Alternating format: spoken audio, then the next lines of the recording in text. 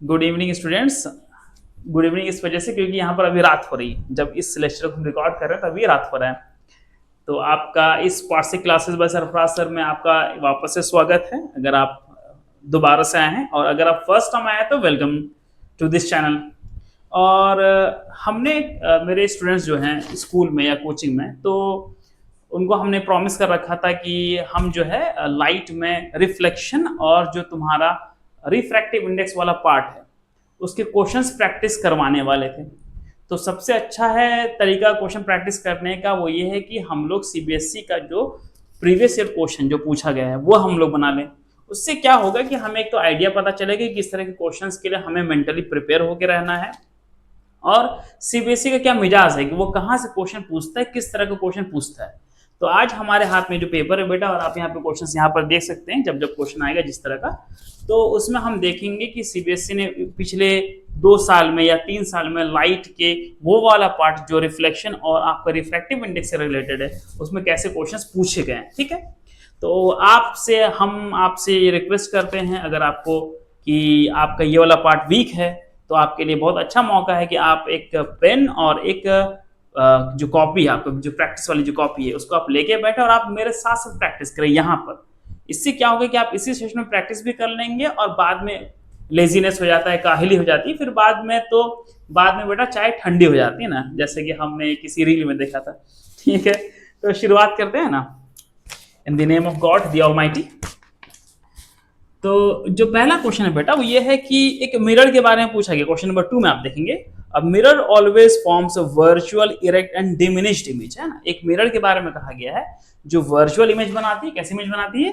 Virtual बनाती है एक तो, और इरेक्ट बनाती है, और डिमिनिश्ड बनाती है। कैसे बनाती है बेटे? Diminished. Virtual, erect and diminished image. तो हमें उस मिरर को आइडेंटिफाई करना है। क्वेश्चन का ये पहला पार्ट है। दूसरा पार्ट ये है कि हमें इस मिरर के लिए एक इमेज डायग्राम भी बना करके दिखाना है। ये सीबीएसई 2026 में पूछा गया क्वेश्चन है बेटे।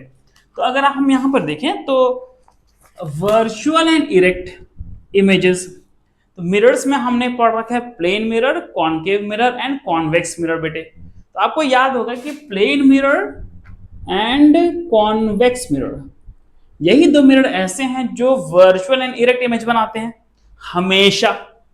कॉनकेव मिरर भी बनाता है लेकिन वो एक स्पेशल केस बनाता है। यहां पर बोला है कि ऑलवेज, क्वेश्चन का कीवर्ड क्या है? ऑलवेज, हमेशा बनाता है। तो हमेशा जो मिरर आपके वर्चुअल एंड इरेक्ट इमेज बनाते हैं वो है प्लेन एंड कॉन्वेक्स। लेकिन प्लेन इस वजह से इस क्वेश्चन का आंसर नहीं हो सकता क्योंकि प्लेन हमेशा बेटा बनाता है सेम साइज का।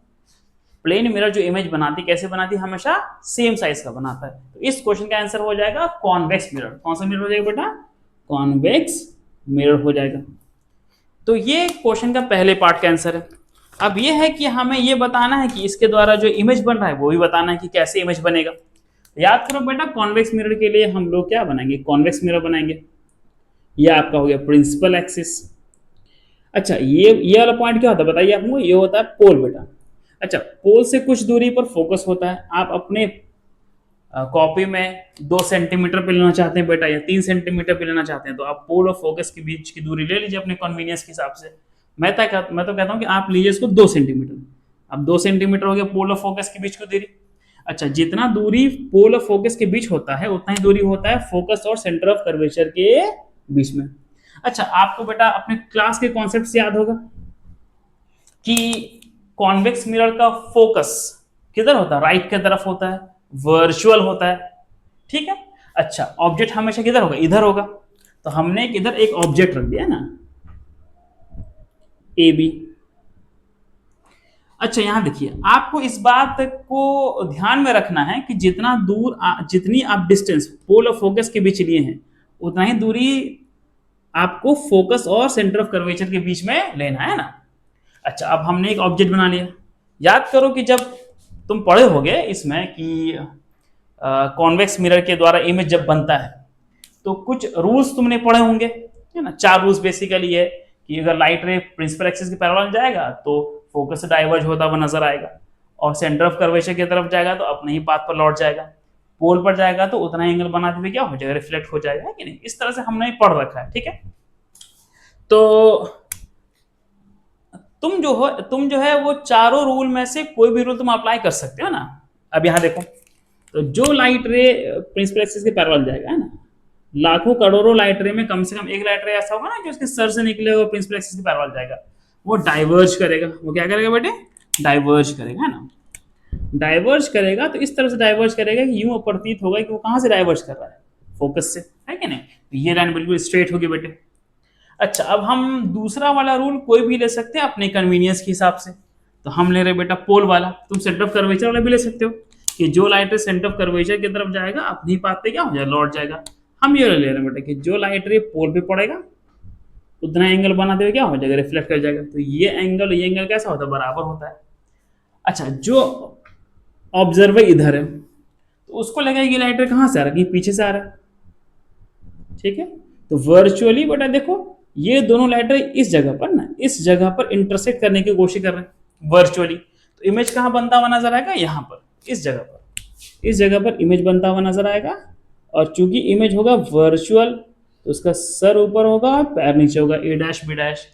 तो देखो बेटा, ऑब्जेक्ट है ए बी, इमेज है ए डैश बी डैश। अब हम यहां बताते हैं कि ऐसा इमेज डायग्राम बनाने के बाद भी आपका नंबर कहां पर कट सकता है। कहां पर बच्चे गलती करते हैं? एक तो ए और बी नाम नहीं लिखते बेटा, दूसरा कि ए डैश बी डैश इमेज का नाम नहीं लिखते, ऑब्जेक्ट का भी नाम गायब कर देते हैं और इमेज का भी नाम गायब कर देते हैं, बस एक दो एरो बना देते हैं।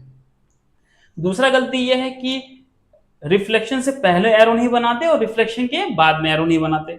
यहां पर भी रिफ्लेक्शन से पहले एरो नहीं बनाएंगे वो, और रिफ्लेक्शन के बाद में भी एरो नहीं बनाएंगे। फिर ये बोलते हैं कि हमारा नंबर पता नहीं कहां पर कट गया, जबकि हमने इमेज डायग्राम तो बिल्कुल सही बनाया था ना। तो ये गलतियां हैं, इसको आप नहीं दोहराएंगे तो आपसे परफेक्ट, आपको परफेक्ट नंबर मिलेगा।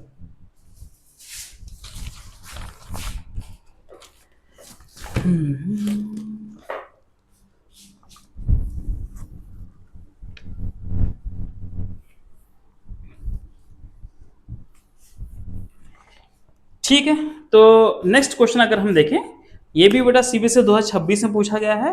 वो ये कि from the multiple choice question, MCQ, एक नंबर का जो आता है, पहले जो 20 क्वेश्चंस होते हैं उसमें यह है कि कुछ ऑप्शंस दे रखे हैं और पूछा गया है कि इनमें से कौन सा ऑप्शन जो है वो नेगेटिव मैग्निफिकेशन ग्रेटर देन 1 देगा, है ना। From the following options choose the one which gives negative magnification greater than 1। तो हमें मैग्निफिकेशन तो रखना है, एक तो नेगेटिव मैग्निफिकेशन कैसा रखना है बेटे? नेगेटिव रखना है, मैग्निफिकेशन रखना है नेगेटिव, और इसके अंदर की जो वैल्यू होनी चाहिए वो ग्रेटर देन 1 होना चाहिए, ग्रेटर देन 1 होना चाहिए। अच्छा देखो, अब हमें कुछ बातों का ध्यान रखना है। नेगेटिव, नेगेटिव मतलब कि इमेज बना है रियल। आपको याद होगा कि रियल इमेज के लिए, कौन सी इमेज के लिए? रियल इमेज के लिए, क्योंकि रियल इमेज कैसा बनता है? इन्वर्टेड, सर नीचे पैर ऊपर, ऐसा बनता है। तो रियल इमेज के लिए मैग्निफिकेशन कैसी होती है बेटे? नेगेटिव। मैग्निफिकेशन कैसी होती है? नेगेटिव। तो हमें इतना पता है कि इमेज रियल बना है। कैसा बना है? रियल बना है। अच्छा, फर्दर देखो, मैग्निफिकेशन जो होता है वो होता है height of image upon height of object. तो इसकी जो ये जो वैल्यू मैग्नीट्यूड है वो ग्रेटर देन 1 दे रखा है। ग्रेटर देन 1 दे रखा है, इसका मतलब है कि हाइट ऑफ इमेज जो है वो हाइट ऑफ ऑब्जेक्ट से कैसा है? बड़ा है। इसका मतलब ये है कि इस क्वेश्चन में से जो हमें डेटा दे रखा है उसमें ये पता चलता है कि मैग्निफिकेशन नेगेटिव होने का मतलब इमेज जो है वो रियल एंड इन्वर्टेड बना है। इमेज कैसा बना है बेटा? रियल एंड इन्वर्टेड बना है। और दूसरा ये है कि इमेज की हाइट ऑब्जेक्ट हाइट से कैसी है? बड़ी है। तो अब हमें वो देखना है कि ऐसा कौन सा मिरर ऑप्शन में से बेस्ट चूज करना है। तो कॉन्केव मिरर, अच्छा देखो, सी और डी तो इस वजह से नहीं हो सकता बेटा क्योंकि कॉन्वेक्स मिरर हमेशा वर्चुअल एंड इरेक्ट इमेज बनाता है। कॉन्वेक्स मिरर हमेशा कैसा बनाता है? वर्चुअल एंड इरेक्ट इमेज बनाता है। तो कॉन्वेक्स मिरर सी और डी ऑप्शन तो होगा ही नहीं, तो सी एंड डी ऑप्शन को तो खत्म ही कर दो फौरन से। अब बचा ए और बी, ठीक है। तो ए में है कॉन्केव मिरर, बी में भी कॉन्केव मिरर। बी का ऑप्शन खत्म हो जाएगा इस वजह से क्योंकि concave mirror nature of image virtual दिखा रहा है। ऑप्शन नंबर बी में इमेज कैसा है? वर्चुअल है, पर यहां पर इमेज कैसा होना चाहिए? रियल एंड इन्वर्टेड, जो कि ऑप्शन नंबर ए से कॉरेस्पॉन्ड कर रहा है बेटा। तो तीसरे वाले का आंसर हो जाएगा option number A, option number A हो जाएगा। अच्छा, चौथा नंबर देखते हैं बेटा, fourth number.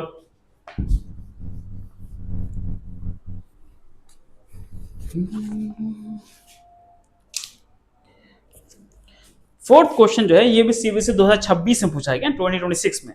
State the laws which help to find out the angle of incidence and angle of reflection in the ray diagram given below, है ना।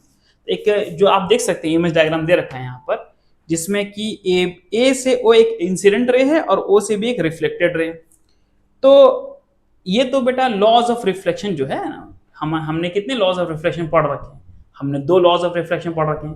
पहला ये है कि incident ray, reflected ray, normal point of incidence पे सबके सब क्या होंगे, एक ही प्लेन पर लाई करेंगे। और दूसरा लॉ ऑफ रिफ्लेक्शन क्या है कि एंगल ऑफ इंसिडेंस और एंगल ऑफ रिफ्लेक्शन हर हाल में क्या होता है, बराबर होता है। तो इस क्वेश्चन में जो भी एंगल हमें फाइंड आउट करने बोला है वो दूसरे वाले लॉ से ही हम निकाल सकते हैं ना, कि angle of incidence and angle of reflection हमेशा क्या होगा, बराबर होगा। अब देखते हैं बेटा इस क्वेश्चन में कैसे हम उसको अप्लाई करेंगे, ठीक है। तो यहां देखिए इसमें दे रखा है एक मिरर ऐसा है, ठीक है, दिस इज अ मिरर, और एक इंसिडेंट रे ऐसा दे रखा है, और फिर रिफ्लेक्टेड रे ऐसा दे रखा है। अच्छा बताइए, ये हो गया बेटा आपका point of incidence O, question में दे रखा है। अच्छा ये दे रखा है ए, ये दे रखा है बी, ठीक है। यहां पर एक परपेंडिकुलर है जिसको कि हम लोग नॉर्मल बोलते हैं ना, क्वेश्चन में नहीं बना हुआ है लेकिन हमने अपने कन्वीनियंस के लिए, अच्छा क्वेश्चन बना हुआ भी है ना तो नॉर्मल बना दिया। अच्छा देखो ये एंगल दे रखा है बेटा 40 डिग्री, ये एंगल कितना दे रखा है 40 डिग्री। तो हमें निकालना है find out the angle of incidence and angle of reflection, हमें निकालना है angle of incidence and angle of reflection. तो बताइए ये पूरा एंगल बेटा, देखिए ये पूरा एंगल, देखिए ये पूरा एंगल कितना होता है 90, होता है कि नहीं होता। लेकिन नॉर्मल का मतलब भी होता है कि पॉइंट ऑफ इंसिडेंस पे मिरर के कैसा परपेंडिकुलर, तो ये हो गया 90, इस 90 में से 40 चला गया तो कितना बचा, बचा बेटा 50 डिग्री, कितना बचा 50 डिग्री। तो यही क्या होता है angle of incidence, angle of incidence कितना हो गया 50 डिग्री। अच्छा लाइट रे ऐसे आया और ऐसे गया, तो ये एंगल ऑफ इंसिडेंस, तो ये क्या होगा एंगल ऑफ रिफ्लेक्शन। और सेकंड लॉ ऑफ रिफ्लेक्शन में से हम लोग को पता है कि एंगल ऑफ रिफ्लेक्शन किसके बराबर होता है, एंगल ऑफ इंसिडेंस के बराबर होता है, जो कि कितना दे रखा है 50 डिग्री। तो एंगल ऑफ रिफ्लेक्शन कितना होता है 50 डिग्री। तो एंगल ऑफ इंसिडेंस 50 डिग्री बेटा, एंगल ऑफ रिफ्लेक्शन भी कितना होगा 50 डिग्री होगा, ठीक है।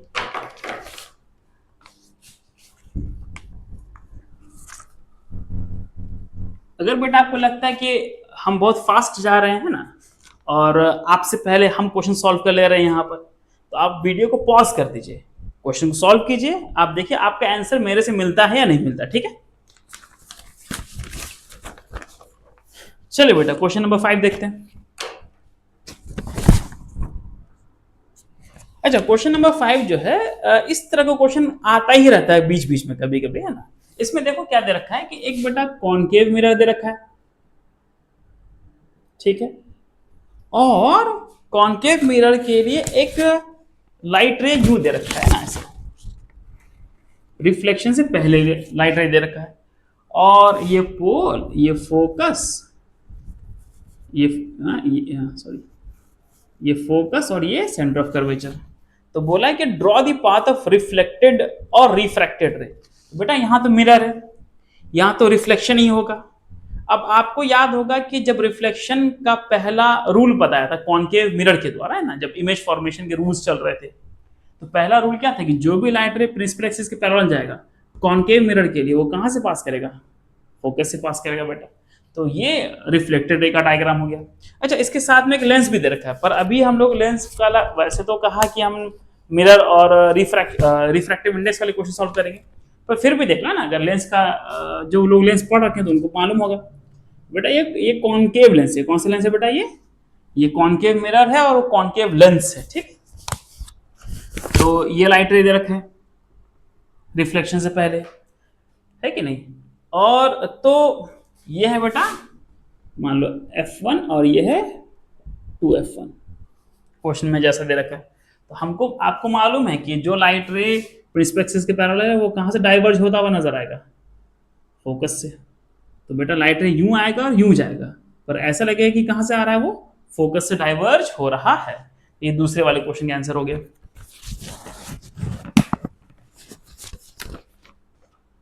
ठीक है बेटा, अब आगे बढ़ते हैं।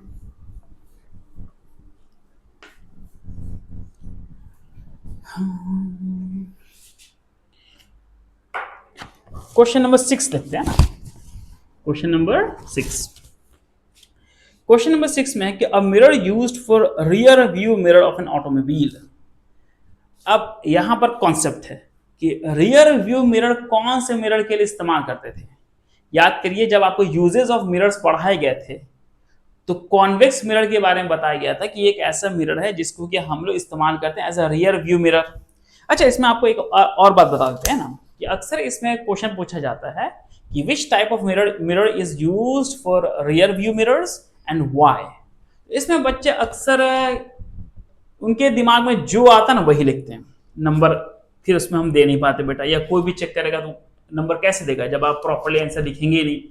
एक तो पहले आपको साफ सुथरा हैंड राइटिंग रखना पड़ेगा, सुंदर हैंड राइटिंग में लिखना पड़ेगा, और क्या लिखना पड़ेगा कि ये आंसर लिखना पड़ेगा कि the mirror used for rear view mirror is called convex mirror because, फिर 2 पॉइंट देने पड़ेंगे, it always forms virtual in erect image, और दूसरा पॉइंट लिखना पड़ेगा कि it gives a wider field of view, है ना। तो ये पूरा आंसर हो जाएगा बेटा उस क्वेश्चन का कि which type of mirror is used for rear view mirror, है ना।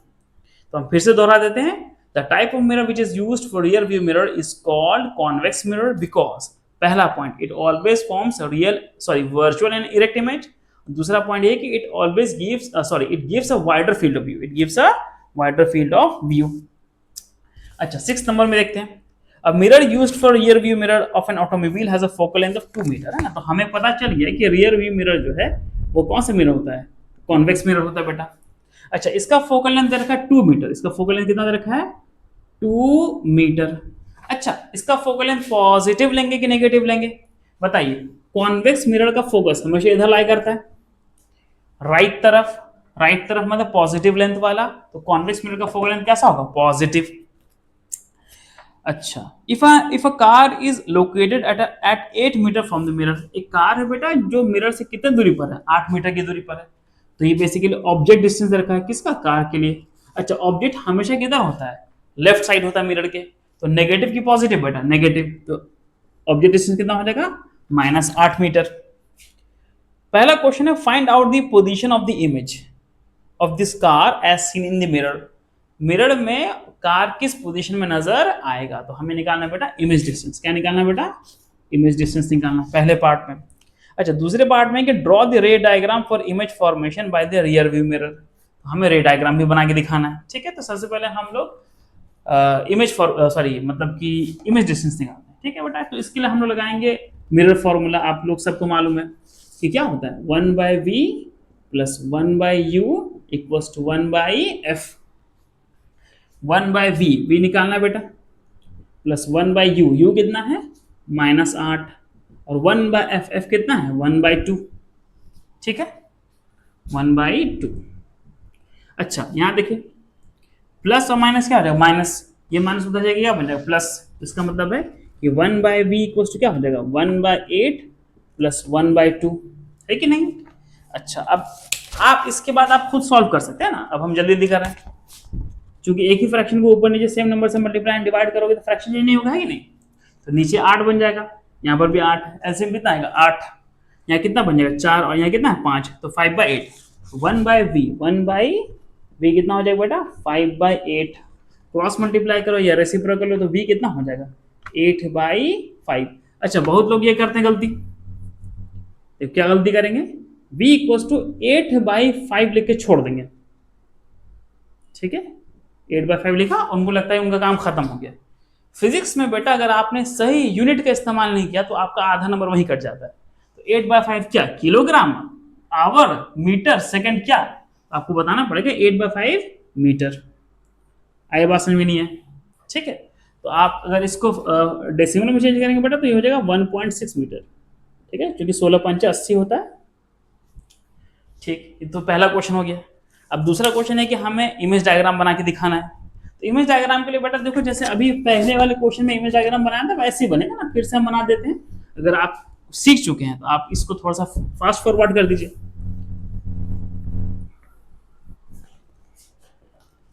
तो हम जल्दी जल्दी बना रहे हैं, देखो एक, हाँ सॉरी, हाँ इस क्वेश्चन में एक इंटरेस्टिंग बात है, हमें डिस्टेंस के साथ बनाना है। हमें कैसे बनाना है, डिस्टेंस के साथ। देखिए ये आपका कॉन्वेक्स मिरर है, ठीक है, ये आपको कौन सा मिरर है बेटा? कॉन्वेक्स मिरर है। आप अपने कन्वीनियंस के हिसाब से आपको जहां मन करे फोकल लेंथ लेने का आप ले लीजिए। मान लीजिए आपको मन किया कि हमने इतनी दूरी पे फोकल लेंथ देना है, 2 सेंटीमीटर या 3 सेंटीमीटर या 4 सेंटीमीटर, है कि नहीं है? अच्छा, क्वेश्चन में बोला गया फोकल लेंथ कितना है? 2 मीटर है। भले ही आपने यहाँ पर 2 सेंटीमीटर पे फोकल लेंथ दिया है, पर आप इसको समझिए 2 मीटर। कितना है? 2 मीटर है बेटा, है कि नहीं? अच्छा, आपने मान लो भले यहाँ पे 3 सेंटीमीटर की दूरी पे लिया है, फिर भी आप इसको क्या बोले? 2 मीटर, क्योंकि क्वेश्चन में फोकल लेंथ कितना दे रखा है? 2 मीटर। तो ये दूरी हो गया आपका 2 मीटर, है ना? 2 मीटर। भले ये दूरी आपने कितना भी लिया हो, अब हमने तो अंदाजे से लिया है, फिर भी हम इसको क्या बोल रहे हैं? 2 मीटर बोल रहे हैं। अच्छा, जितना दूरी पोल और फोकस के बीच बेटा, उतनी दूरी फोकस और सेंटर ऑफ कर्वेचर के बीच। तो ये 2 मीटर, ये भी कितना हो जाएगा? 2 मीटर।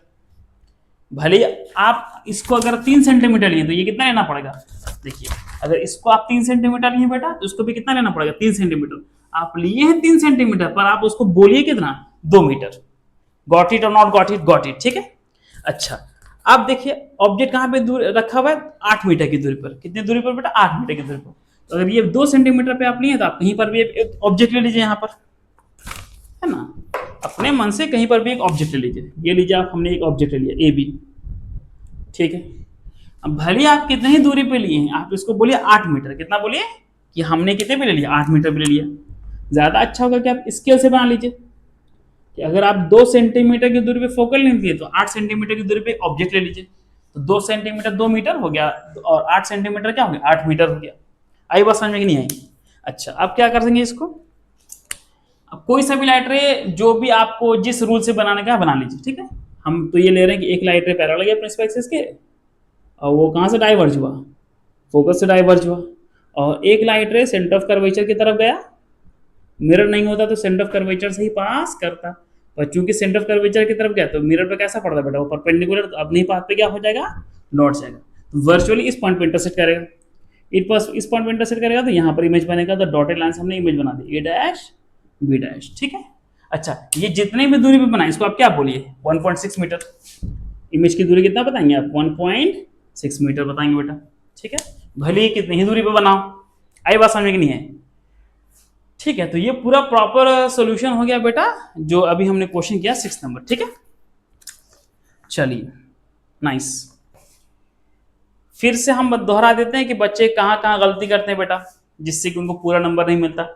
एक तो ऑब्जेक्ट का नाम नहीं लिखते, ए बी, फिर इमेज का नाम नहीं लिखते हैं, ए डैश बी डैश, नाम नहीं लिखते, उड़ा देते हैं।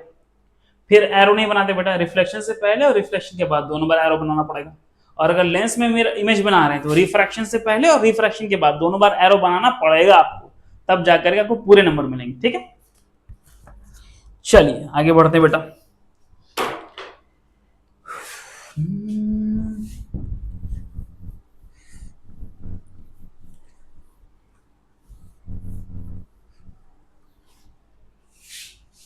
अच्छा, क्वेश्चन नंबर 7 देखिए। क्वेश्चन नंबर 7 में क्या है बेटा कि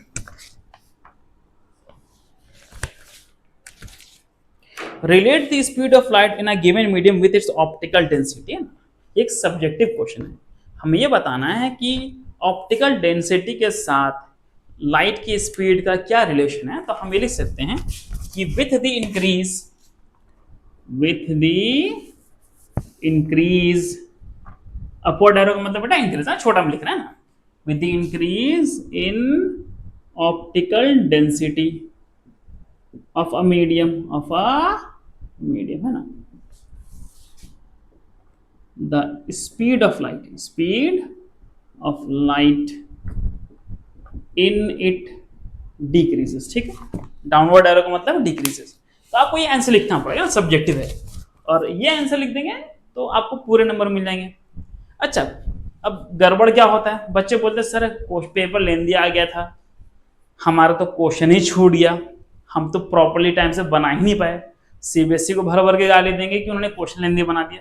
क्वेश्चन बेटा लेंदी बनता नहीं, जितने नंबर का क्वेश्चन होता है आपको उतना ही आंसर लिखना पड़ता है। अब जैसे ही देखिए, ये क्वेश्चन था 2 नंबर का, ठीक है। तो ए और बी 2 पार्ट में बटा हुआ है, तो आपको 1 नंबर के क्वेश्चन के लिए 1 नंबर जैसा ही आंसर लिखना है। Short, concise but true answer, है ना, जो करेक्ट आंसर है। छोटा लिखना है, कॉन्साइज लिखना है, पर जो सही आंसर है वो लिखना है। कॉपी बस भर देने से नंबर नहीं आता, कॉपी भरने सही भरने से नंबर आता है ना, आपको सही आंसर्स लिखने पड़ते हैं उसमें। तो बेटा ये पहला हो गया कि with the increase in optical density of a medium the speed of light in it will decrease, है ना, ऐसे भी लिख सकते हैं आप, है ना। आप तो अंग्रेजी खुद पढ़ते हैं बहुत अच्छे से, आपको पता है कि कैसे अच्छे से आंसर को प्रेजेंट करना चाहिए हम लोगों को, ठीक है। अच्छा बेटा आगे बढ़ते हैं। अच्छा इसी का पार्ट बी है, देखिए आपको 3 मीडियम दे रखा है ए बी सी, और तीनों मीडियम में स्पीड ऑफ लाइट दे रखा है ना। तो using the information given in the table below arrange the medium A B and C in the ascending order of the optical density, है ना। तो हमें वो मीडियम सबसे पहले लिखना है जिसकी ऑप्टिकल डेंसिटी सबसे कम है, और वो मीडियम सबसे बाद में लिखना है जिसकी ऑप्टिकल डेंसिटी सबसे ज्यादा है, असेंडिंग ऑर्डर में हमें करना है। तो अब यहाँ देखिए 3 मीडियम दे रखे, तीनों में लाइट का स्पीड दे रखा है। अब हमको ये बताना है कि सबसे ज्यादा लाइट की स्पीड, सॉरी, जिस मीडियम में लाइट की स्पीड सबसे कम होगी वो उतना ही ऑप्टिकली डेंस होगा, उतना ही ऑप्टिकली क्या होगा, डेंस होगा। तो सबसे ज्यादा लाइट की स्पीड बेटा है, सॉरी सबसे कम लाइट की स्पीड है बी में, कितना है, बी में 2 × 10⁸ मीटर पर सेकेंड। तो सबसे ज्यादा डेंस कौन सा मीडियम होगा, बी, ठीक है। अच्छा सबसे ज्यादा लाइट की स्पीड किस में है, मीडियम ए में है बेटा, 2.25 × 10⁸ मीटर पर सेकेंड। सबसे रेयर ये होगा, तो बीच में क्या आ जाएगा, सी, यही हो जाएगा बेटा आपका असेंडिंग ऑर्डर में। मीडियम ए में लाइट का स्पीड सबसे ज्यादा, तो मीडियम ए सबसे ऑप्टिकली रेयरर। मीडियम बी में लाइट का स्पीड सबसे कम है, इसका मतलब है कि मीडियम बी का जो ऑप्टिकल डेंसिटी वो सबसे ज्यादा है ना, इट इज डेंसर मीडियम, ठीक है। चलिए तो ये आपको बेटा हो गया 7 नंबर क्वेश्चन, दोनों के दोनों हो गए। अच्छा अब क्वेश्चन नंबर 8 देखते हैं ना, क्वेश्चन नंबर 8 देखते हैं।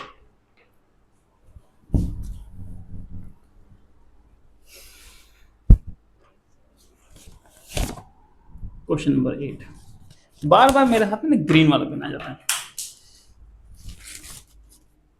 क्वेश्चन नंबर 8 देखिए बेटा, a ray of light after reflection from a concave mirror becomes parallel to its principal axis, ठीक है। अच्छा अब क्वेश्चन देखो क्या कह रहा है कि पढ़िए क्वेश्चन को, पढ़िए और समझिए कि एक रे ऑफ लाइट है, वो कॉन्केव मिरर से रिफ्लेक्शन के बाद, है ना, कॉन्केव मिरर से रिफ्लेक्शन के बाद वो प्रिंसिपल एक्सिस के पैरेलल हो जाता है ना। कॉन्केव मिरर से रिफ्लेक्शन के बाद, देखो ये रिफ्लेक्शन के बाद है, तो रिफ्लेक्शन के बाद लाइट रे मुड़ेगा, तो हमने एरो इस तरह बना दिया है ना, ठीक है। तो इसका एक लेबल्ड डायग्राम बनाना है। तो बताइए कब लाइट रे प्रिंसिपल एक्सिस के पैरेलल हो जाएगा। आपको पता होगा कि जब आपने laws, sorry image formation diagrams पढ़े थे, तो उससे पहले आपको पढ़ाया गया था कि किन किन लॉज के अकॉर्डिंग इमेज फॉर्मेशन होता है। तो पहला लॉ ये था बेटा कि जो भी लाइट रे प्रिंसिपल एक्सिस के पैरेलल आएगा वो कहां से पास करेगा, फोकस से। और दूसरा लॉ ये था कि जो भी लाइट रे फोकस से गुजरेगा वो प्रिंसिपल एक्सिस के ऐसा हो जाएगा, पैरेलल हो जाएगा। तो इसका जो इंसिडेंट वाला लाइट रे है बेटा वो ऐसा जाएगा ना कि जो लाइट रे फोकस से ना, फोकस से गुजरता हुआ मिरर पे पड़े, वो प्रिंसिपल एक्सिस कैसा हो जाएगा, पैरेलल हो जाएगा बेटा। तो ये है इसका पूरा इमेज डायग्राम, है ना। तो इस बार देखो क्या किया है, और बार क्वेश्चन में क्या होता था कि आपको इंसिडेंट रे दे देता था और रिफ्लेक्टेड रे पूछता था, यहाँ उल्टा कर दिया है, आपको रिफ्लेक्टेड रे दे दिया है और आपसे इंसिडेंट रे ड्रॉ करवा रहा है। तो बेटा ये हो जाएगा आंसर, है ना, पहले का 8 का पहला वाला है ना, ए। अच्छा बी में फिर 2 क्वेश्चन है बेटा, differentiate between virtual images form by convex mirror and concave mirror. तो कॉन्वेक्स मिरर और कॉन्केव मिरर के द्वारा वर्चुअल इमेज जो बनते हैं उनके बीच डिफरेंशिएट करने बोला है। तो आपको हम थोड़ा सा याद दिला देते हैं कि कॉन्केव मिरर में कैसा इमेज बनता है वर्चुअल इमेज, और कॉन्वेक्स मिरर में कैसा बनता है बेटा। देखिए ये है आपका कॉन्केव मिरर, ठीक है, और यहाँ ये रहा बच्चा आपका कॉन्वेक्स मिरर, ठीक है। ये प्रिंसिपल एक्सिस का, ये प्रिंसिपल एक्सिस का, ये हो गया पोल, और ये हो गया फोकस, और यहाँ कहीं हो गया centre of curvature concave mirror के लिए। अच्छा उसी तरह से बेटा ये हो गया पोल, ये हो गया फोकस, और ये हो गया centre of curvature convex mirror के लिए। याद कीजिए कॉन्केव मिरर में 6 इमेज डायग्राम बने थे, कितने बने थे, 6 में से 5 जो इमेज डायग्राम था उसमें इमेज बना था रियल एंड इन्वर्टेड, और सिर्फ एक वाहिद सिंगल इमेज ऐसा बना था जो कि वर्चुअल एंड इरेक्ट बना था बेटा, है ना। अच्छा, कब बना था? जब ऑब्जेक्ट ऑप्टिकल पोल और फोकस के बीच में कहीं था, है ना। फोकस और पोल के बीच में कहीं भी होगा तो इमेज कहाँ बनेगा? मिरर के पीछे बनेगा और वर्चुअल एंड इरेक्ट बनेगा और ऑब्जेक्ट से बड़ा बनेगा, है ना। एक केस आपको याद आ गया होगा, ठीक है। हम पूरा इमेज डायग्राम नहीं बना रहे क्योंकि यहाँ इमेज डायग्राम बनाने बोला भी नहीं, बस बोला है कि दोनों की इमेज में डिफरेंशिएट करना है आपको। तो आपको ये इमेज डायग्राम बनाने की भी इमेज बनाने की जरूरत भी नहीं है, बस हम तो भी समझाने के लिए बना रहे हैं। अच्छा, कॉन्वेक्स मिरर में क्या था कि आप ऑब्जेक्ट को कहीं भी रखिए इन्फिनिटी और पोल के बीच में, तो इमेज कहाँ बनता था? पोल और फोकस के बीच में बनता था कहीं ना कहीं। तो दोनों इमेज, ये कॉन्केव और ये कॉन्वेक्स है। बेटा देखिए, पहला डिफरेंस क्या है आपको लिखना है ना कि the difference between the virtual image form by the concave mirror and convex mirror is as follows. पहला ये लिखना पड़ेगा बेटा, the image form by concave mirror is larger than the object. और कॉन्वेक्स मिरर में क्या है कि the image form by convex mirror is smaller than the object. आया बात समझ में कि नहीं है? अच्छा, दोनों में मैग्निफिकेशन पॉजिटिव होगा क्योंकि वर्चुअल एंड इरेक्ट इमेज बना। लेकिन दूसरा डिफरेंस ये है कि the magnification produced by concave mirror, इस केस में जो मैग्निफिकेशन होगा बेटा वो पॉजिटिव तो होगा ही, but it will be greater than 1। कैसा होगा? ग्रेटर देन 1, है ना। तो ऐसे लिखना चाहिए हमको, ग्रेटर देन +1, ठीक है। क्योंकि देखो इसमें इमेज की हाइट ऑब्जेक्ट से कैसी है? बड़ी है। अच्छा, इसमें क्या लिखना पड़ेगा कि जो दूसरा डिफरेंस है बेटा वो ये है कि मैग्निफिकेशन जो है वो लेस देन 1 होगा। पॉजिटिव तो होगा पर लेस देन 1 होगा। क्यों? क्योंकि इमेज छोटा बना है ऑब्जेक्ट से। यहां तक बात समझ में आया कि नहीं है? आई थिंक कि यहां तक बात समझ में आई होगी, ठीक है। अच्छा, एक और क्या डिफरेंस है बेटा इसमें? यह है कि जो इमेज है वो इस तरफ, मतलब कि मिरर के बिहाइंड बना है और कहीं पर भी बन सकता है, पर यहां पर इमेज जो है ना आपका मैक्स टू मैक्स फोकस तक बन सकता है, मतलब फोकस के पार नहीं जा सकता। तो here the image is confined between pole and focus. But हम 3 डिफरेंस दे सकते हैं ना इस तरह से कि image formation by concave mirror and convex mirror in the case of virtual image, what are the differences, है ना। तो ये सारे डिफरेंसेस हो जाएंगे। चलिए बेटा, तो 8 का अब बी का थर्ड क्वेश्चन है ना, the value of magnification m for mirror is -2, ठीक है। तो जब भी हम क्वेश्चन बनाएं तो पहले तो ये है कि क्वेश्चन में जितने डेटा आपको दे रखा है, क्वेश्चन में जो भी डेटा आपको दे रखा है आप उस डेटा को लिखिए। लिखने से ना आपको ये समझ आएगा कि आपको क्या दे रखा है। सबसे पहले बेटा ये दे रखा है कि मैग्निफिकेशन, क्या दे रखा है बेटा कि मैग्निफिकेशन कितना दे रखा है? -2। सिर्फ मैग्निफिकेशन की वैल्यू देख करके हम बहुत कुछ बता सकते हैं बेटा। देखिए मैग्निफिकेशन, अभी तो हमने क्वेश्चन पढ़ा भी नहीं पूरा। मैग्निफिकेशन नेगेटिव है तो माइनस का मतलब यह है कि इमेज बनाया है रियल एंड इन्वर्टेड। इमेज कैसा बना बेटा? रियल एंड इन्वर्टेड, क्योंकि हमको मालूम है कि इन्वर्टेड इमेज का ही मैग्निफिकेशन कैसा होता है? नेगेटिव होता है। दूसरी बात ये पता चले कि जरूर कॉन्केव मिरर होगा। क्यों? क्योंकि कॉन्वेक्स मिरर बेटा हमेशा वर्चुअल एंड इरेक्ट इमेज बनाता है, तो उसका मैग्निफिकेशन कभी नेगेटिव आ ही नहीं सकता। प्लेन मिरर भी नहीं होगा क्योंकि प्लेन मिरर भी हमेशा वर्चुअल एंड इरेक्ट इमेज बनाता है, तो प्लेन मिरर का भी मैग्निफिकेशन कभी भी नेगेटिव नहीं हो सकता है। तो अगर चूंकि मैग्निफिकेशन नेगेटिव है तो ये जरूर डेफिनेटली कॉन्केव मिरर है, ठीक है। अच्छा, अब वैसे तो ये क्वेश्चन नहीं था ना जो इतना कि हमने बता दिया, ठीक है, लेकिन कभी पूछा जा सकता है, you can never know. Calculate the height of object if the height of image is 20 centimetre, है ना। तो बोला कि हाइट ऑफ इमेज दे रखा बेटा 20 सेंटीमीटर। अब यहां पर एक कैच है, क्वेश्चन में ना इमेज की हाइट के साथ साइन नहीं दिया है लेकिन मैग्निफिकेशन में साइन दिया है। तो अब मैग्निफिकेशन का साइन देख करके आप समझ सकते हैं कि इमेज जो बना है वो इन्वर्टेड बना है। इमेज कैसा बना है? इन्वर्टेड बना है। अगर इमेज इन्वर्टेड बना है बेटा तो उसका हाइट के साथ नेगेटिव लगाएंगे कि पॉजिटिव लगाएंगे? बोलिए, नेगेटिव लगाएंगे, है ना। तो इमेज हो जाएगा नेगेटिव -20 सेंटीमीटर। बात समझने की नहीं है? अच्छा, अब हमको निकालना है इसका ऑब्जेक्ट का हाइट। क्या निकालना है? We have to find the height of object. तो देखिए यहां पर याद कीजिए बेटा, मैग्निफिकेशन का फॉर्मूला क्या होता है? Height of image upon height of object. Magnification is the ratio of height of image to the height of object, है ना। ये आप पढ़े होंगे, आप जिस भी स्कूल से पढ़ते होंगे या जहां पर भी आप पढ़ते होंगे, कोचिंग में, ट्यूशन में, तो आपको ये बात जरूर बताई गई होगी, है ना, हम भी पढ़ाते तो हम बताते हैं, ठीक है। अच्छा, मैग्निफिकेशन कितना बेटा, -2, और हाइट ऑफ इमेज कितना है बेटा, -20, है ना। सिर्फ 20 सेंटीमीटर लिखा हुआ था, माइनस हमने अपने कॉन्सेप्ट के हिसाब से लगाया। अब माइनस से माइनस क्या हो जाएगा, कैंसिल हो जाएगा, 2 10 या 20 हो जाएगा, तो हाइट ऑफ ऑब्जेक्ट कितना हो जाएगा, 10 सेंटीमीटर। अच्छा, ऑब्जेक्ट हमेशा बेटा सीधा खड़ा होता है, तो ऑब्जेक्ट की हाइट हमेशा पॉजिटिव होनी चाहिए, आएगी नहीं है पॉजिटिव, आएगा ही आएगा, ठीक है। चलिए अब आगे बढ़ते हैं बेटा, क्वेश्चन नंबर 9 पे चलते हैं, ठीक है ना। क्वेश्चन नंबर 9,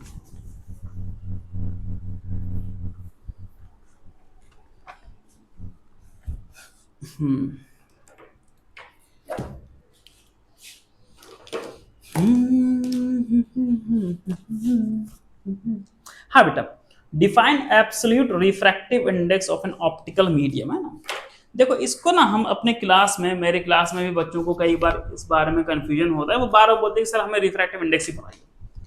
तो आप लोगों ने पढ़ा होगा कि रिफ्रैक्टिव इंडेक्स दो तरह के होते हैं ना, एक को बोला जाता है एब्सोल्यूट रिफ्रैक्टिव इंडेक्स और एक को बोला जाता है रिलेटिव रिफ्रैक्टिव इंडेक्स, है ना। एक को क्या बोला जाएगा बेटा, एब्सोल्यूट रिफ्रैक्टिव इंडेक्स बोला जाएगा, और एक को क्या बोला जाता है, रिलेटिव रिफ्रैक्टिव इंडेक्स। इस क्वेश्चन में पूछा गया एब्सोल्यूट रिफ्रैक्टिव इंडेक्स के बारे में, ठीक है। तो जब भी हम किसी भी मीडियम का रिफ्रैक्टिव इंडेक्स एयर या वैक्यूम के रिस्पेक्ट में निकालते हैं, तो हम ऐसे रिफ्रैक्टिव इंडेक्स को बोलते हैं एब्सोल्यूट रिफ्रैक्टिव इंडेक्स बोलते हैं ना। ये बात हम तो पढ़ाते हैं, ठीक है, जहां पर भी पढ़ाते हैं, और आप लोगों ने पढ़ रखा होगा, अगर नहीं पढ़ रखा तो अभी आपको पता चल जाएगा कि जैसे यहां देखिए, ये ग्लास है बेटा, ये एयर है, तो अगर हम रिफ्रैक्टिव इंडेक्स ऑफ ग्लास निकालें विद रिस्पेक्ट टू एयर, तो हम बोलेंगे this is the absolute refractive index of glass. यहाँ बेटा डायमंड है, यहाँ वैक्यूम है, तुम निकालो refractive index of diamond with respect to vacuum. तो चूंकि तुमने वैक्यूम के रिस्पेक्ट में निकाला है, तो you will say that this is the absolute refractive index of diamond. अच्छा, तो क्या समझ में आया कि जब भी हम किसी मीडियम का रिफ्रैक्टिव इंडेक्स एयर या वैक्यूम के रिस्पेक्ट में निकालते हैं, तो हम ऐसे रिफ्रैक्टिव इंडेक्स को बोलेंगे एब्सोल्यूट रिफ्रैक्टिव इंडेक्स बोलेंगे। आई बात समझ में कि नहीं? अच्छा, अच्छी बात यह है कि जब भी हम एब्सोल्यूट रिफ्रैक्टिव इंडेक्स निकालते हैं ना, तो हम दूसरे मीडियम लिखते ही नहीं है, ठीक है। तो अगर सिर्फ लिखा हुआ है mu g, that means refractive index of glass. अगर सिर्फ लिखा हुआ है म्यू डी, तो इसका मतलब है रिफ्रैक्टिव इंडेक्स ऑफ डायमंड। और कौन सा refractive index? Absolute refractive index.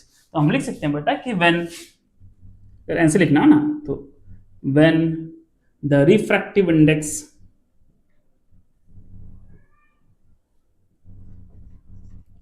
of a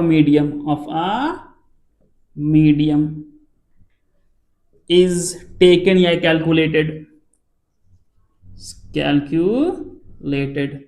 with respect to air or vacuum, then it is called absolute refractive index of that medium, बेटा, है ना। तो ये बेटा होगा प्रॉपर आंसर, है ना। इसको लिखेगा तो आपको परफेक्ट फुल मार्क्स मिलेगा, पर मेरे हैंडराइटिंग से से ज्यादा सुंदर हैंडराइटिंग लिखना पड़ेगा, ठीक है। हाँ, people are biased towards good handwriting बेटा, this is how the world works. अगर आपके कॉन्सेप्ट थोड़े से कमजोर हैं, लेकिन आपने बहुत ही सुंदर तरीके से लिखा है कॉपी को, तो जो एग्जामिनर है ना, he gets a little biased, वो आपको अच्छा नंबर देता है हमेशा। अच्छा, अब 9 का सेकंड नंबर देखिए, arrange the following medium in the order of increasing speed of light, है ना। तो देखो इसके बारे में हम लोग कितनी बार चर्चा कर चुके हैं, इससे पहले भी क्लासरूम में भी, और आप जहां पढ़ते होंगे वहां पर भी कितनी बार आपको बताया गया होगा कि ऑप्टिकल डेंसिटी के बढ़ने से रिफ्रैक्टिव इंडेक्स बढ़ता है बेटा, और रिफ्रैक्टिव इंडेक्स के बढ़ने से लाइट का स्पीड क्या होता है, घटता है। अभी कुछ देर पहले हमने ऐसे क्वेश्चन किया था। तो हमें यहाँ देखना है कि सबसे ज्यादा रिफ्रैक्टिव इंडेक्स, सबसे कम रिफ्रैक्टिव, माय मिस्टेक, सबसे ज्यादा रिफ्रैक्टिव इंडेक्स किसका दे रखा है? जिसका रिफ्रैक्टिव इंडेक्स सबसे ज्यादा, उसके लिए स्पीड ऑफ लाइट सबसे कम। आप देखेंगे यहाँ पर कि 1.77 जो रिफ्रैक्टिव इंडेक्स दे रखा है डी के लिए, किसके लिए? डी के लिए। तो वो सबसे ज्यादा रिफ्रैक्टिव इंडेक्स है बेटा। इसका मतलब है कि डी में लाइट की स्पीड क्या होगा? सबसे कम होगा। उसके बाद दे रखा है 1.50 ए के लिए, ठीक है। तो फिर लाइट का स्पीड ए में होगा। उसके बाद दे रखा है बेटा, उससे कम दे रखा है 1.46, वो दे रखा है बेटा बी के लिए, ठीक है। अच्छा, उसके बाद लास्ट में किसके लिए दे रखा है, सी के लिए। तो रिफ्रैक्टिव इंडेक्स हम ऊपर लिख रहे हैं। तो ए का दे रखा है बेटा, सॉरी डी का दे रखा है 1.77, 1.77, ए का दे रखा है 1.50, बी का दे रखा है 1.46 और सी का क्या दे रखा है बेटा 1.31, 1.31। तो रिफ्रैक्टिव इंडेक्स घट रहा है तो लाइट की स्पीड क्या हो रहा होगा, बढ़ रहा होगा, ठीक है ना। तो सबसे कम लाइट की स्पीड इसमें, फिर उससे ज्यादा इसमें और सबसे ज्यादा सी में। तो ये बेटा असेंडिंग ऑर्डर में हो गया, इंक्रीजिंग ऑर्डर में हो गया वो मीडियम जिसके लिए लाइट की स्पीड हमको अरेंज करना है, ठीक।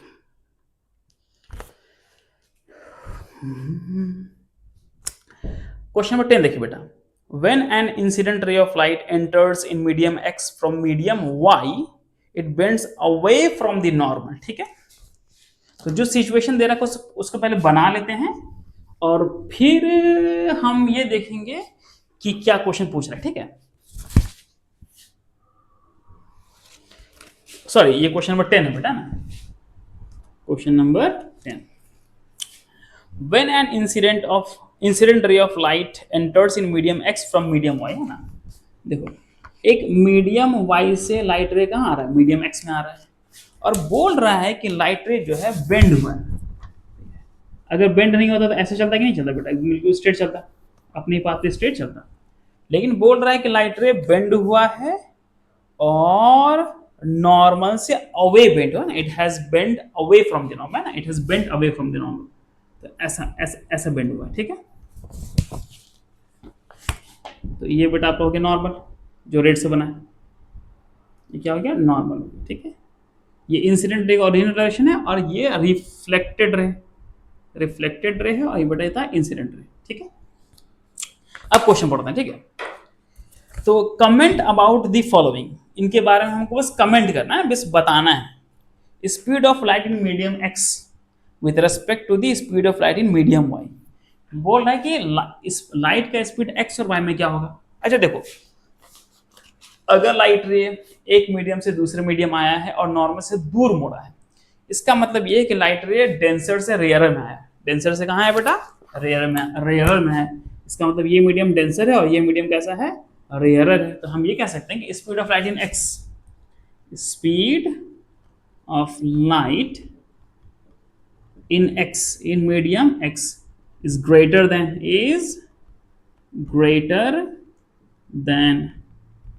speed of light in medium, speed of light in medium y, in medium y, है ना। तो हम ये कह सकते हैं। तो पहला हमने कमेंट कर दिया है ना, तो ए नंबर हो गया बेटा, this is the answer of A. यही लिखना है आपको।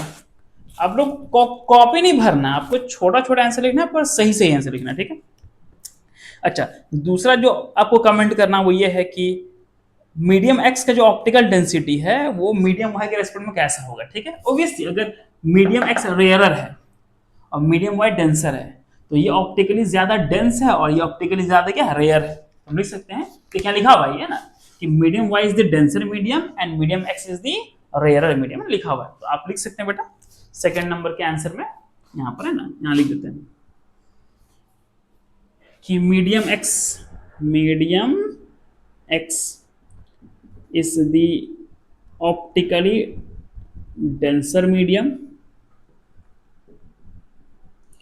and medium y is optically rarer medium। देखिए हमने तो यहाँ पर शॉर्ट फॉर्म इस्तेमाल कर लिया ओ का, ओ मतलब ऑप्टिकली, पर एग्जाम में आपको ध्यान देना है, आपको पूरा शब्द लिखना है ऑप्टिकली, OPTICALLY, ऑप्टिकली पूरा लिखना है ना, ठीक है। एग्जाम में बेटा शॉर्ट फॉर्म नहीं चलता, ठीक है। अब बोले give reason for your answers in each case, है ना। वो तो रीजन हो गया कि अगर जब भी लाइट रे डेंसर से रेयर आता है तो वो कहाँ मुड़ता है, it bends away from the normal, ठीक है।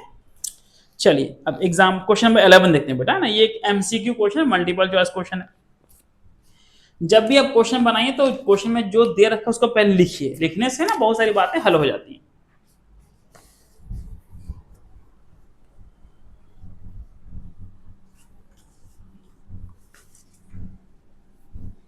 अच्छा, अब क्वेश्चन नंबर आप 11 देखिए। तो इसमें बोल रहा है कि एक 5 centimetre long rod is placed vertically in front of a concave mirror. एक कॉनकेव मिरर है बेटा, ये उसका हो गया प्रिंसिपल एक्सिस, और एक 5 सेंटीमीटर का रॉड रख दिया गया यहाँ पर ए बी। ठीक है, क्वेश्चन नंबर 11 की बात कर रहे हैं, क्वेश्चन नंबर 11 की बात कर रहे हैं। अच्छा, if it's 5 centimetre long image is formed 20 centimetre in front of the mirror. अब बोल रहा है कि इमेज मिरर के सामने बनाए। इमेज कहाँ बनाए? मिरर के सामने, फ्रंट में बनाए। अच्छा, अब 5 सेंटीमीटर का ऑब्जेक्ट था तो 5 सेंटीमीटर का इमेज भी बना है। ठीक है, और मिरर से कितने दूरी पे बना है? 20 सेंटीमीटर की दूरी पे बना है। अब आपको एक कॉन्सेप्ट याद रखना है ना, आपको याद करना है, बेसिकली आपने पढ़ रखा होगा कि जब कॉनकेव मिरर के सेंटर ऑफ कर्वेचर पे ऑब्जेक्ट को रखे थे तो तब इमेज कहाँ बना था? सेंटर ऑफ कर्वेचर पे ही बना था। देखिए, ये वाली बात आपको याद दिलवा रहे हैं कि जब कॉनकेव मिरर के सेंटर ऑफ कर्वेचर पे ऑब्जेक्ट रखा था तो इमेज कहाँ बना था? सेंटर ऑफ कर्वेचर पे ही बना था। जितना बड़ा ऑब्जेक्ट बना था उतना ही बड़ा क्या बना था? इमेज बना था। यहां बोल रहा है कि 20 सेंटीमीटर लंबा रॉड रखे थे तो उसका इमेज भी बन रहा है 20 सेंटीमीटर लंबा ही बन रहा है।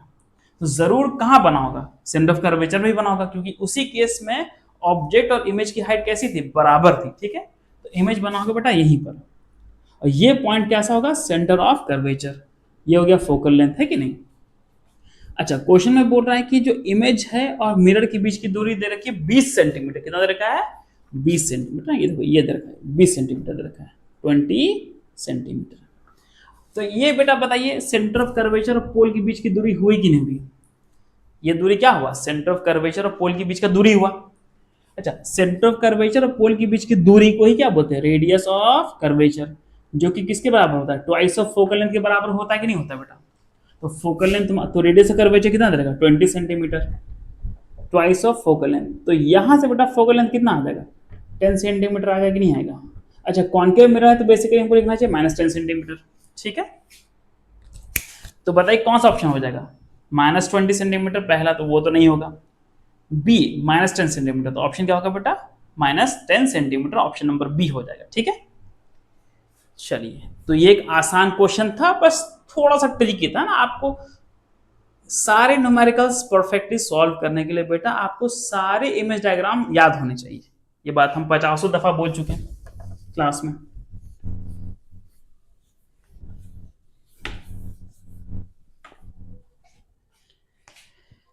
क्वेश्चन नंबर 12 देखिए ना, क्वेश्चन नंबर 12 की बात करते हैं। An optical device always produces an image of magnification +1, है ना? मैग्निफिकेशन +1 कौन बनाएगा? पहली बात यहां देखिए, साइन देखिए, प्लस का साइन है, इसका मतलब इमेज बना है virtual and erect.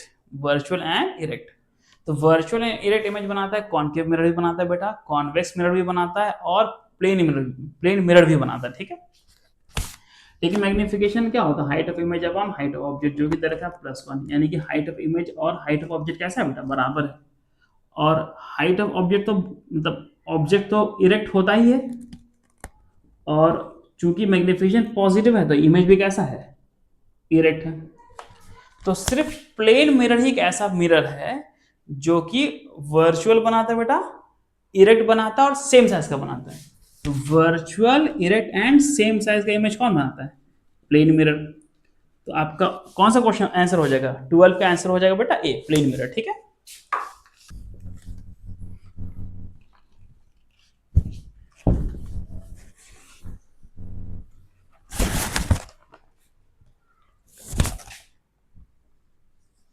Question number 13। An object is placed 25 centimetre in front of a concave mirror. ठीक है, और फोकल लेंथ 15 सेंटीमीटर। जब भी न्यूमेरिकल देगा बेटा तो सबसे पहले आइडेंटिफाई करो कौन सा मिरर है, और वो मिरर छोटा सा बना लो ताकि तुम्हारे दिमाग में रहे। तो यहाँ पे कौन सा मिरर की बात बोल रहा है? कॉनकेव मिरर की बात बोल रहा है। अच्छा, एक ऑब्जेक्ट को रखा गया 25 सेंटीमीटर की दूरी पर, तो कॉनकेव मिरर से हमेशा कोई भी मिरर हो या कोई भी लेंस हो, ऑब्जेक्ट को हम हमेशा किधर रखते हैं, लेफ्ट साइड में रखते हैं। तो चूंकि ऑब्जेक्ट को लेफ्ट साइड में रखते हैं इसलिए ऑब्जेक्ट डिस्टेंस हमेशा कैसा होता है बेटा, नेगेटिव होता है। तो ऑब्जेक्ट डिस्टेंस हम लिखेंगे -25 सेंटीमीटर। ठीक है, कॉनकेव मिरर का फोकल लेंथ दे रखा है बेटा 15 सेंटीमीटर। कितना दे रखा है, 15 सेंटीमीटर दे रखा है। अच्छा, कॉनकेव मिरर है तो फोकस इधर होगा कि इधर होगा, इधर होगा बेटा, लेफ्ट साइड में होगा। तो फोकल लेंथ हम क्या होगा, -15 सेंटीमीटर। क्वेश्चन है कि use mirror formula and new Cartesian sign convention to determine the position of the image form, है ना। तो इमेज की पोजीशन बतानी बेटा ना, तो बिल्कुल स्ट्रेट फॉरवर्ड क्वेश्चन हो गया। सिंपली क्या लगाएंगे, मिरर फॉर्मूला लगाएंगे, 1/v plus 1/u equals to 1/f, है कि नहीं। 1/v निकालना है बेटा, 1/u, u कितना है -25 इक्वल्स टू 1/f कितना है -15। देखो प्लस माइनस माइनस और उधर जाएगा तो प्लस होगा कि नहीं होगा, सिंपल मैथमेटिक्स है। इसके बाद तो फिजिक्स खत्म हो गया, मैथ्स चालू हो गया। ठीक है, तो 1/v ये हो जाएगा बेटा 1/25 माइनस 1/15, होगा कि नहीं होगा। ठीक है, अच्छा तो जल्दी जल्दी करने के लिए ना मैथमेटिक्स है, अब इसके बाद बेटा तुमको कुछ करना तो है नहीं। तो यहाँ देखो, इसको 3 से ऊपर नीचे मल्टीप्लाई करो, तो यहाँ क्या होगा 75। इसको भी ऊपर नीचे 3 से मल्टीप्लाई करो, सॉरी इसको 5 से मल्टीप्लाई करो। ऐसे इसलिए करें क्योंकि बेटा कि किसी भी फ्रैक्शन को ऊपर नीचे सेम नंबर से मल्टीप्लाई या डिवाइड करने से फ्रैक्शन चेंज नहीं होता है, तो बस हम अपनी आसानी के लिए कर रहे हैं। नीचे भी 75 हो गया, इधर भी 75 हो गया। 3 - 5 कितना होता है 2 -2, 1/v हो जाएगा बेटा -2/75, है कि नहीं। तो v कितना हो गया तुम्हारा -75/2 सेंटीमीटर। हम हमेशा यूनिट लिखेंगे, ठीक है। अच्छा, इसको सिंप्लीफाई भी कर लो, 36 दूनी 72 होता है, तो हो जाएगा 37.5। कितना हो जाएगा -37.5 सेंटीमीटर। ठीक, तो इमेज डिस्टेंस आ गया बेटा। नेगेटिव है, इसका मतलब है कि इमेज सामने में बना है, रियल एंड इन्वर्टेड बना है। ठीक है, तो लिखना पड़ता है ना। The image is formed at a distance of 37.5 centimetre in front of the concave mirror. The image is real and inverted, है कि नहीं। चलो अब क्वेश्चन नंबर 14 देखते हैं बेटा, question number 14।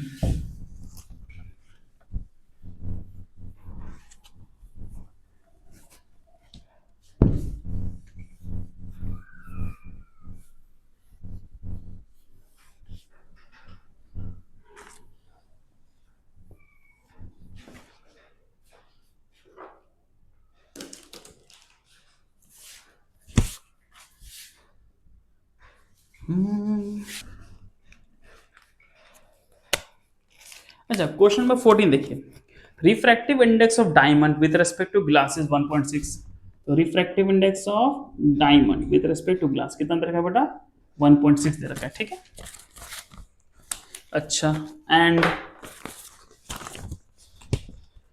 Refractive index of if the absolute refractive index of glass is 1.5 है ना, ग्लास की एब्सोल्यूट रिफ्रैक्टिव इंडेक्स कितनी दे रखी है 1.5।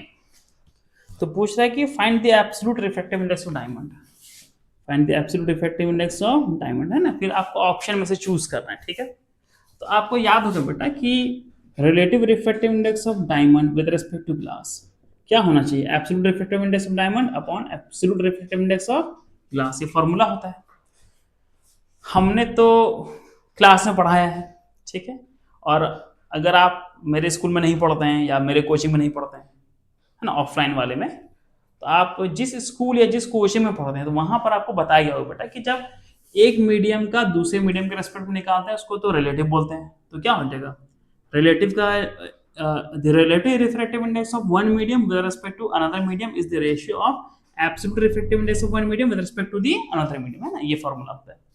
तो ये कितना दे रखा बच्चे 1.6। अच्छा, डायमंड का हमको निकालना ही है, और ग्लास का कितना दे रखा है 1.5। तो absolute refractive index of diamond कितना हो जाएगा 1.6 इंटू 1.5, है ना। तो तो इसको मल्टीप्लाई करो बेटा, 16×5 = 80, कैरी 8, 16 और 8 = 24 बटा 100, तो कितना हो गया 2.4, कितना हो जाएगा बेटा 2.4। क्लास 12 में पढ़ोगे बेटा, किसी चीज को बोलते हैं टोटल इंटरनल रिफ्लेक्शन, है ना। तो उसमें एक चीज होती है क्रिटिकल एंगल। तो डायमंड का क्रिटिकल एंगल बहुत कम होता है 24.2 डिग्री, है ना। 2.4 से हमको याद आ गया, 24 देखा ना यहाँ पर, 24 जैसा। इसी वजह से डायमंड स्पार्कल करता है, क्योंकि उसका जो है क्रिटिकल एंगल सबसे कम होता है। अब क्वेश्चन नंबर 15 देखिए बच्चे।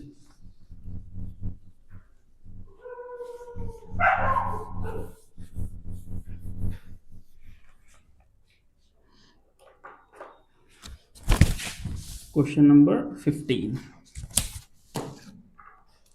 An object is placed 25 centimeter in front of a concave mirror of focal length 15 centimeter. Again, concave mirror है बच्चे, तो इसका ऑब्जेक्ट डिस्टेंस कितना दे रखा है -25 सेंटीमीटर। इसका फोकल लेंथ कितना दे रखा है -15 सेंटीमीटर। अब पोजीशन ऑफ द इमेज, हाँ तो ये देखो जैसा कि 13 नंबर क्वेश्चन क्या था ना, एग्जैक्टली वैसा ही क्वेश्चन है, ठीक, तो वैसा बन जाएगा, एग्जैक्टली सेम क्वेश्चन है, किसी सेट में रिपीट हो गया होगा, इस वजह से आ गया यहाँ पर। अब क्वेश्चन नंबर 16 देखिए ना, question number 16, concave mirror finds its application in which of the following cases, है ना। तो कॉन्केव मिरर का एप्लीकेशन कहाँ पर होता है, सोलर फर्नेस में होता है। हाँ बेटे, सोलर फर्नेस में होता है ना। ये कॉन्केव मिरर है और यहाँ तुम्हारा मान लो सन से लाइट जो पैरेलल आ रहा है, वो जाके कहाँ कन्वर्ज करेगा, इस फोकस पर। तो इस पॉइंट पे हीट बहुत ज़्यादा बढ़ जाएगा, तो वहां पर हम कुछ रख करके गर्म कर सकते हैं। Rear view mirror in vehicles, option number B में, तो वो तो कॉन्वेक्स मिरर होता है। To view full size erect image of distant tall buildings, ठीक है। तो कॉन्केव मिरर में तो बेटा डिस्टेंट ऑब्जेक्ट्स का तो इमेज फोकस में बन जाता है और डिमिनिश बनता है बहुत ज्यादा, हाईली डिमिनिश, तो वो तो नहीं होगा। To produce divergent beam of light, तो डाइवर्जेंट बीम ऑफ लाइट तो कॉन्केव मिरर तो नहीं बनाता, वो तो कन्वर्जेंट बीम ऑफ लाइट बनाता है। तो 16 का ऑप्शन नंबर हो जाएगा बेटा ए। 16 क्या हो जाएगा, ऑप्शन नंबर ए हो जाएगा, ठीक है। अब लास्ट क्वेश्चन है इस सेशन का बेटा, 17 नंबर क्वेश्चन।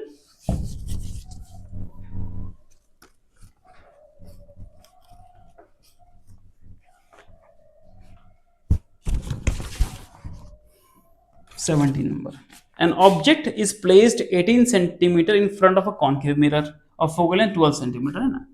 ऑब्जेक्ट प्लेस है बेटा कितने 18 सेंटीमीटर की दूरी पर, तो ऑब्जेक्ट डिस्टेंस क्या हो जाएगा -18 centimetre. Focal length concave mirror बेटा कैसा मिरर है, कॉन्केव मिरर है, फोकल लेंथ कितना होगा -12 सेंटीमीटर। पूछ रहा है कि डिटरमाइन द इमेज फॉर्मेशन, है ना, पोजीशन ऑफ इमेज, ठीक है। तो अगेन ये तो फिर वैसा ही क्वेश्चन हो गया बेटा, ये तो एक ही जैसा क्वेश्चन हो रहा है। 1/v + 1/u = क्या हो जाएगा 1/f। हाँ तो एक ही जैसा ही क्वेश्चन आता है बार बार, ठीक है, आपको बस प्रैक्टिस करने की बात होती है। 1/v + 1/u कितना है बेटा -18 = 1/f कितना है -12, ठीक है। प्लस माइनस माइनस हो गया, उधर गया तो जाके क्या हो जाएगा प्लस हो जाएगा, तो हम इधर बना रहे हैं, इधर बना रहे हैं। तो 1/v = 1/18 - 1/12, ठीक है। अगेन ज्यादा अच्छा है कि ना इसके डिनोमिनेटर को सेम कर दो, तो इधर मल्टीप्लाई कर दो बेटा 3 से ऊपर नीचे, इधर मल्टीप्लाई कर दो 2 से, ठीक है। इतनी ज्यादा छोटा लिख दिया हमने। तो 2/36 इधर कितना हो गया 3/36, तो 1/v हो जाएगा -1/36, तो v कितना हो जाएगा -36 सेंटीमीटर, ठीक है। तो बेटा थैंक यू सो मच। अगर आप शुरू से लेकर के आखिर तक बने हुए हैं और आप क्वेश्चन प्रैक्टिस कर रहे हैं, तो ये आप खुद अपने साथ भलाई कर रहे हैं, क्योंकि एग्जाम आपको देना है, ठीक है। हमने एग्जाम दे दिया अपने टाइम पर, और जो नंबर लेकर के आना था वो हम लेकर के आ चुके हैं। तो खैर, तो हाँ, तो इस सेशन में बेटा हमने रिफ्लेक्शन ऑफ लाइट रे एंड रिफ्रैक्टिव इंडेक्स पर बेस्ड क्वेश्चंस किए हैं साल 2026 और 2025 के लिए ना, 2026 एंड 2025 जो सबसे 2 रिसेंट ईयर्स हैं। नेक्स्ट सेशन में बेटा हम करवाएंगे आपको क्वेश्चन 2023 एंड 2024 में जो क्वेश्चन पूछे गए है ना, तो 3-4 दिन के बाद वो करेंगे। तब तक आप इसको आप अच्छे से प्रैक्टिस कीजिए और आप हमें ये बताइए कि आप कहाँ से हैं और कौन सी स्कूल से हैं, कमेंट सेक्शन में। और आपको कितने क्वेश्चन सवाल पहले से आते थे, है ना, how many questions were you able to solve by yourself. ईमानदार से बेटा, इससे आप अपने ये प्रोग्रेस का ट्रैक रख सकते हैं, ठीक है। तो ठीक है बेटा, thank you so much, see you next time, bye.